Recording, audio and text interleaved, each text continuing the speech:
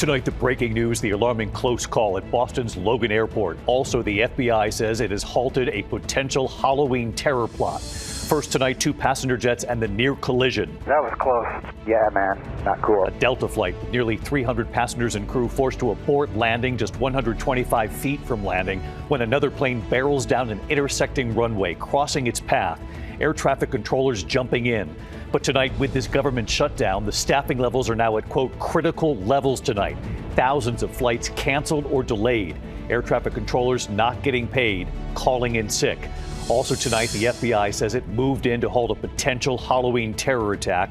They say there had been firearms training and authorities intercepting communications referring to Pumpkin Day. Tonight, there have been multiple arrests. Tonight, day 31 of this government shutdown, and just hours before more than 40 million Americans are set to lose federal food assistance. A federal judge ordering the Trump administration to use emergency funds to pay for it. And what the president is now saying tonight, just moments ago. The deadly storms, the man killed in New York City. He drowned when water flooded his basement apartment. Another man killed, electrocuted as he tried to pump the water out. And tonight, what's left of this storm, the heavy winds gusting up to 50 miles per hour for those out with their children for Halloween. Prince Andrew soon no longer a prince, and tonight the family of Virginia Giuffre demanding that King Charles go further, hoping he puts pressure on the U.S. government now to release the Epstein files. Tonight, the roller coaster scare back here in the U.S. Riders say a girl on the ride, her seatbelt comes undone. 2 adults holding her in her seat as that ride reaches speeds of 75 miles per hour. Tonight, the frightening moments at a school. Police say a man crashing his car, then smashing a window to grab a young child through the window of the school, a teacher fighting him off. The reported break-in, the NBA star on the court as thieves were allegedly in his home. And tonight here, the Halloween performance just in, and what many of you at home did after you saw something right here this week. Who is our person of the week? From ABC News World Headquarters in New York, this is World News Tonight with David Muir. Good evening. We begin tonight here with an alarming close call at Boston's Logan Airport. 2 passenger jets, one with more than 300 people on board, just 125 feet from landing on the runway when another plane passes in front. It was a Delta flight from Paris on approach to Boston just moments from landing when another plane taking off crossed its path on an intersecting runway. Air traffic controllers jumping in to get the Delta plane to go around again. And this comes as the FAA tonight acknowledging critical staff shortages amid this government shutdown. Air traffic controllers not getting paid, many calling in sick. ABC's Matt Rivers leading us off tonight. Tonight, the alarming close call for 2 passenger planes at Boston's Logan Airport. Listen to the moment 2 pilots realized they were on a possible collision course. What the heck? That was close. Yeah, man, not cool. A Delta flight from Paris with nearly 300 people on board coming in for landing yesterday, just 125 feet off the runway, about to touch down, just as a Cape Air flight was speeding down an intersecting runway taking off, according to Flight Radar 24. Suddenly, air traffic control noticed something was wrong. Delta 263, have you go around and turn 10 degrees left. For Delta 263. That Delta flight aborting its landing, climbing back into the air. The controller ordering that Cape Air flight to stay low. Care, go low. Going low. Both planes coming within 3,800 feet of each other. In this case, it looks like it was controller error, but it was also a good save by the controller when they realized the mistake had been made and made the Delta jet go around. And tonight, dramatic new video showing the damage inside the cabin of a JetBlue flight to Newark that suddenly lost altitude while flying from Cancun. Video showing cracks where people hit the ceiling. Shelley Walsh says everyone in the aisle went flying. It was such a violent, sudden drop. The flight attendant went completely horizontal, hit the ceiling, flew back down to the ground. That flight making an emergency landing in Tampa. Several passengers and crew rushed to the hospital. No word yet what caused that drop in altitude. And as the country deals with the government shutdown, major flight disruptions nationwide due to critical air traffic control staffing issues and bad weather. Some 32 air traffic control facilities reporting shortages, and the list is growing. One FAA source telling ABC News it's the worst she's ever seen. I'm also one of the millions affected by the shutdown's impact on air travel. After 4 canceled flights and hours of delays, it took me a full extra day to get from Chicago here to Newark. In Orlando yesterday, the busiest airport in Florida, the FAA saying there were no controllers to land planes for a time before staffing was finally increased. And David, there are thousands of flight delays and cancellations tonight, and that number only getting worse by the hour. And with no end in sight to this government shutdown, this chaos could likely last at least through next week. David? Matt Rivers leading us off here on a Friday night. Matt, thank you. Now to the FBI tonight saying it thwarted a potential Halloween terror plot in Michigan, multiple arrests. The FBI says suspects had firearms training and that they had intercepted communications, including messages referring to Pumpkin Day. Here's our Chief Justice correspondent, Pierre Thomas, tonight. In the early morning hours today, the FBI launching a series of raids in connection to what they feared was a deadly plot to commit mass murder on a Halloween weekend in Michigan. This video obtained by the TCD Dearborn News shows the tense moments as the FBI prepares to enter a home seeking evidence they believe was tied to the alleged plot, which a law enforcement source says may have been inspired by ISIS. FBI Director Kash Patel posting at 7:30 a.m. This morning, the FBI thwarted a potential terrorist attack and arrested multiple suspects in Michigan. Neighbors stunned and fearful with the news coming just hours before parents were to take their children out to trick-or-treat for Halloween. This is very new and scary to me. It's like you're in a movie all of a sudden. Sources telling ABC News for a number of months the FBI had been monitoring the communications of a number of suspected radicals using an online chat group. In recent weeks, those suspects had allegedly engaged in firearms training. And sources tell ABC News the decision was made to conduct raids after there was a reference to Pumpkin Day, which authorities feared meant Halloween. Those sources telling ABC News 2 suspects have been arrested, with 3 more being questioned, ranging in age from 16 to 20. David, although no charges were officially announced today, sources tell us they believe this was a potentially serious plot. But the FBI says the threat has been neutralized. So, David, it appears it's okay for kids in those communities to trick or treat. David? Still alarming nonetheless, Pierre Thomas, thank you. Tonight, day 31 of this government shutdown, just hours before more than 40 million Americans were set to lose federal food assistance. A federal judge now ordering the Trump administration to use emergency funds to pay for it. And what President Trump said just before we came on tonight. Jay O'Brien back on the Hill again tonight. Tonight, hours before the government shutdown would force critical food assistance to run out, a federal judge now ordering the Trump administration to use emergency funds, saying without the SNAP federal food program, some 42 million of the country's most vulnerable would face irreparable harm and terror over the availability of funding for food for their family. The administration arguing it's not legally allowed to use the money. Late tonight, President Trump saying he's instructing the government's lawyers to ask the judge how we can legally fund SNAP as soon as possible, saying if the court gives direction, it will be my honor to provide the funding. With benefits stopping this weekend, Martha Goodlatte in North Carolina, who gets nearly all of her food from SNAP, left in limbo. Listen to me, in Washington, D.C., do not take away from us, please. Keep going. Food pantries across the country now fear they'll be overwhelmed. We know right now that we can't keep up and make up the difference. You can't keep up with all of it. We absolutely cannot. After his administration moved money around to cover soldiers' paychecks this week, President Trump today pressed on whether he could do the same for SNAP. Well, there always is, but all the Democrats have to do is say, let's go. I mean, they don't have to do anything. They don't have to agree. All they have to do is say, the government is open. But Democrats holding firm for an extension of Obamacare tax credits to prevent health care costs for some 20 million Americans from skyrocketing.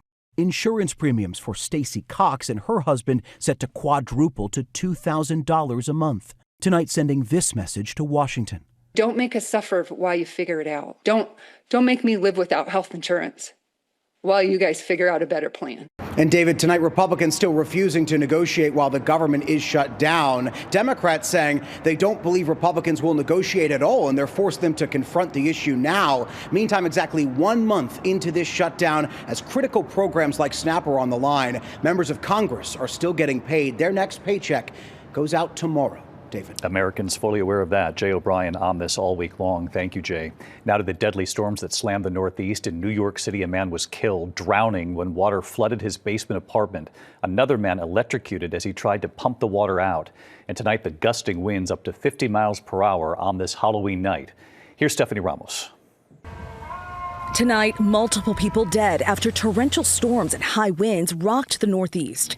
2 inches of rain falling in less than 2 hours. It was enough to overwhelm leaf-clogged storm drains all over New York City. Subway stations turning into waterfalls, city buses taking on water.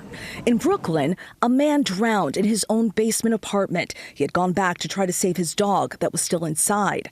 And in Manhattan, a 43-year-old man was electrocuted while trying to pump out a flooded boiler room. I'm really hurt. He is so nice. He's such a sweetheart. Both locations listed in areas with, quote, minimal flood hazard, according to city and state flood maps. Every single time when it rains, my heart and pressure goes up because I know what to expect. The storms came with gusty winds that took down hundreds of trees all over the city. Surveillance video catching this one landing on a Jeep in Queens. And it wasn't just New York City. In Philadelphia, a woman was killed when a massive tree fell onto her car. Definitely praying for that family. And David, wind alerts remain in effect here in New York for gusts up to 50 miles an hour. Alerts all the way up to New England and into tomorrow. David. Stephanie, thank you. Tonight, the death toll continues to rise following Hurricane Melissa's direct hit on Jamaica. Authorities confirming more than 50 dead now, mostly in Jamaica, after that Category 5 hurricane made landfall there. Emergency teams are still searching for possible victims. Relief supplies are being rushed to the island. More than 20 cargo flights expected to arrive today. Tonight, 24 hours after that announcement from Buckingham Palace, Prince Andrew soon no longer a prince. Tonight, the family of Virginia Giuffre now hoping King Charles will urge the U.S. government to release the Epstein files. Here's our chief investigative correspondent, Aaron Katersky, tonight.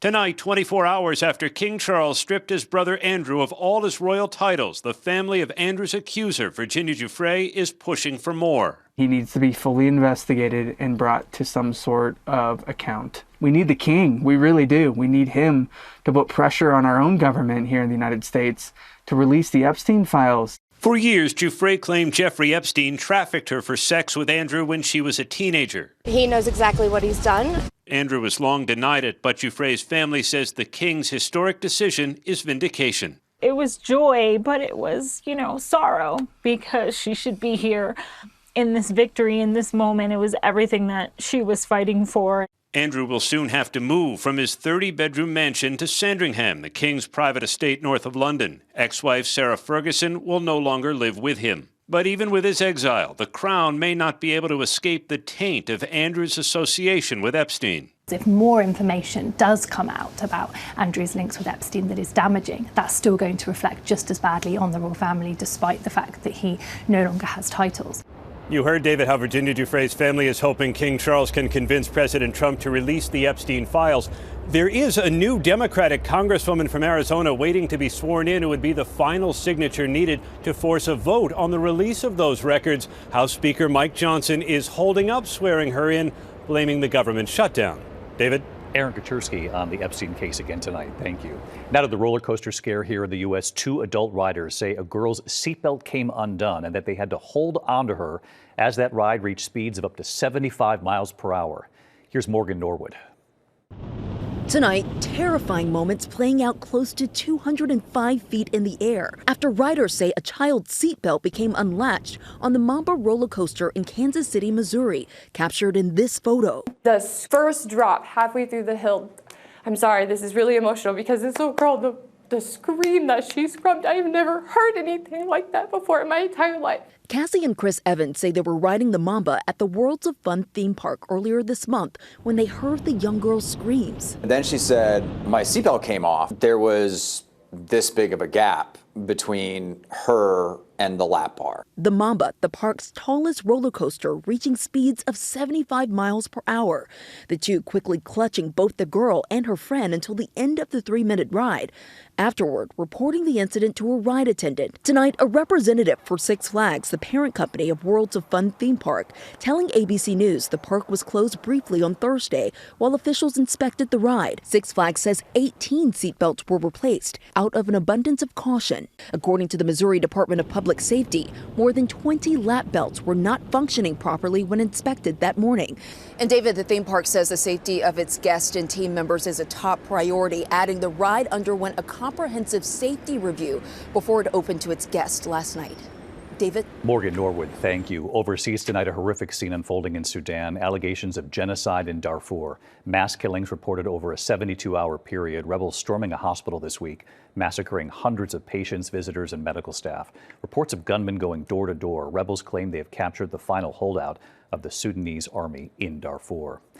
When we come back on this Friday night, the Halloween performance just in here tonight. You have to see it, and what so many of you did at home this week after something you saw right here. Who is our person of the week? Also more news ahead, the horrific scene at a school. Look at this. Police say a man crashed his car, then smashed a window to grab a young child right through that window, a teacher fighting him off. Also, there's been a deadly small plane crash in the Northeast. At least one person killed. That plane going down in front of a home right in the driveway. More news ahead in a moment here. Tonight, a man accused of crashing his car near a school and smashing a window to grab a preschool student in Chester, South Carolina.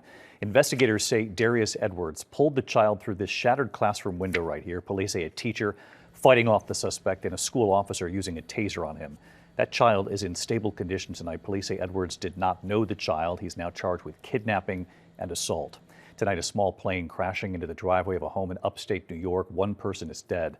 Authorities say the plane clipped the top of a tree shortly after taking off in Saratoga County. The plane narrowly missing the home. The pilot was killed. A passenger ejected with serious injuries tonight. When we come back here, a reported break-in. The NBA star on the court as thieves were allegedly in his home at the time. Also, the Halloween performance just in here tonight. You've got to see it and what many of you at home did this week. The big reveal right here. Who is our person of the week? And a reminder about your clock this weekend in a moment. To the Index, the NBA star on the court while thieves were allegedly in his home just a few miles away. Police say they responded to a break-in at the home of Oklahoma City Thunder star Shai Gilgeous-Alexander Thursday night. Officers say the suspects got away before they arrived. No one was at home at the time. Shai was on the court just about 9 miles away at the Paycom Center. A reminder tonight as we head into the weekend, daylight saving time ends in the very early morning hours Sunday morning. That means clocks fall back by 1 hour, 2 a.m. Sunday. The good news is you gain an extra hour of sleep. When we come back here tonight, the Halloween performance playing out just moments ago, the video just in, and the big reveal here tonight, what many of you at home did this week. Who is our person of the week? Finally tonight here, the moms we're cheering for this Halloween and what you've done. Tonight on this Halloween, so many of you responding to something you saw right here this week. The MOMbies, not zombies. They call themselves MOMbies for a reason. They're raising money for breast cancer research. Vanilla Ice, Beyonce, Michael Jackson's Thriller,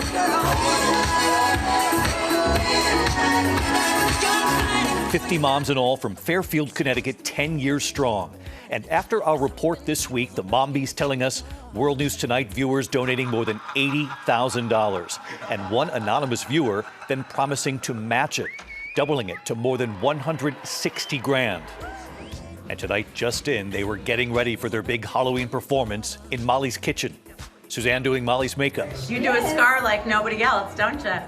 And many of these MOMbies are not only supporters, but cancer survivors themselves. Cassandra. Is being a MOMbie extra special because you're a survivor? It absolutely is. And right here tonight, moments before they performed, Hi, David. the MOMbies grateful to all of you at home. We've just learned that thanks to ABC viewers, we're $50,000 shy of $1 million raised for Sloan Kettering metastatic breast cancer research. And here it is, the MOMbies moments ago performing to Lady Gaga in front of Town Hall in Fairfield.